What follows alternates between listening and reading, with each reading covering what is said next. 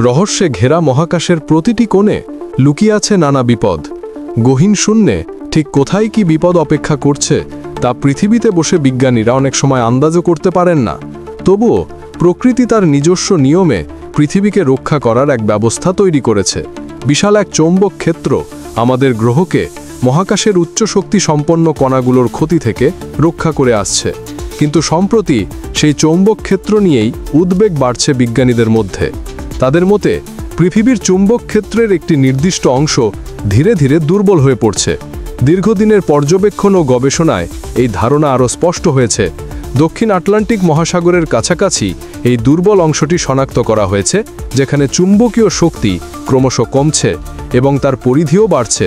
বিষয়টি বিশেষজ্ঞদের কাছে এক সতর্ক বার্তা হিসেবে দেখা দিচ্ছে।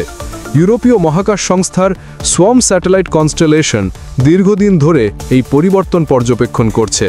সম্প্রতি প্রকাশিত physics of the earth and planetary interiors জার্নালে 2014 থেকে 2025 পর্যন্ত পর্যবেক্ষণের তথ্য অনুযায়ী দেখা গেছে, দক্ষিণ আমেরিকার দক্ষিণ পূর্বাংশ ও দক্ষিণ আটলান্টিকের ওপরে চৌম্বক ক্ষেত্র উল্লেখযোগ্যভাবে দুর্বল হয়েছে।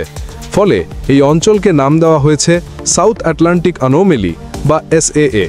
20 শতকের শুরুতেই বিজ্ঞানীরা লক্ষ্য করেন, এই এলাকার মধ্য দিয়ে মহাকাশযান অতিক্রম করলে অতিরিক্ত বিকিরণ বা রেডিয়েশন অনুভূত হয়, যার কারণে যান্ত্রিক ত্রুটিও বেড়ে যেত। বিশেষজ্ঞদের মতে 2014 থেকে 2025 সালের মধ্যে এই অস্বাভাবিক অঞ্চলের পরিধি আরও বিস্তৃত হয়েছে। ডেনমার্ক টেকনিক্যাল ইউনিভার্সিটির অধ্যাপক ক্রিস ফিংলে জানান, আফ্রিকার দিকের অংশে পরিবর্তন বেশি লক্ষ্য করা যাচ্ছে। ভূপৃষ্ঠের প্রায় 3000 কিলোমিটার গভীরে থাকা গলিত লোহার স্তর থেকেই পৃথিবীর চৌম্বক ক্ষেত্র তৈরি হয় এবং সেখানকার পরিবর্তনই এর কারণ হতে পারে বলে ধারণা করা হচ্ছে। বিজ্ঞানীরা আরও বলেন, 2020 সালের পর থেকে আফ্রিকার দক্ষিণ পশ্চিমে আটলান্টিক অঞ্চলে চৌম্বক শক্তি দ্রুত হ্রাস পাচ্ছে।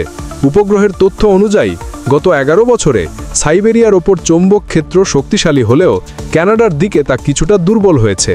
ভবিষ্যতে সোয়ার্ম স্যাটেলাইট থেকে আরও তথ্য পাওয়া গেলে এই চৌম্বক পরিবর্তনের প্রকৃতি আরও স্পষ্টভাবে বোঝা যাবে বলে আশা করছেন বিজ্ঞানীরা।